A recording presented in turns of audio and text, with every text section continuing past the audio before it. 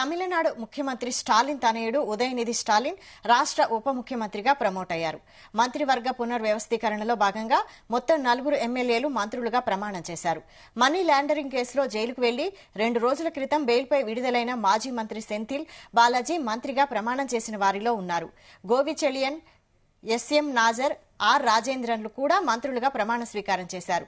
సెంథిల్కు విద్యుత్, ఎక్సైజ్ శాఖ, చెలియన్కు విద్యాశాఖ, నాజర్కు మైనార్టీ వ్యవహారాలు, రాజేంద్రన్కు పర్యాటక శాఖలను కేటాయించారు. పునర్వ్యవస్థీకరణ సాధారణమైనదే అయినప్పటికీ ఈసారి ఉదయనిధికి డిప్యూటీ సీఎంగా బాధ్యతలు అప్పగించడంతో ప్రాధాన్యం సంతరించుకుంది.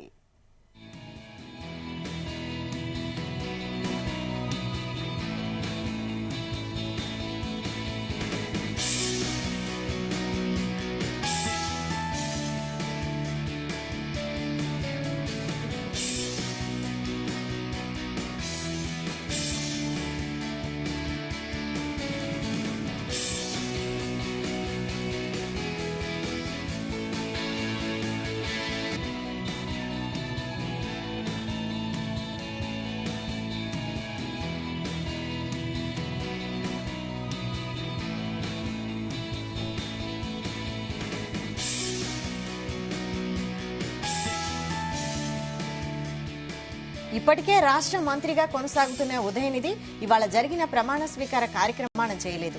ప్రమాణ స్వీకారోత్సవ కార్యక్రమానికి బయలుదేరే ముందు మీడియాతో మాట్లాడిన ఆయన ఉప ముఖ్యమంత్రి అనేది తనకు అది పదవి కాదని ఓ పెద్ద బాధ్యత అని అన్నారు.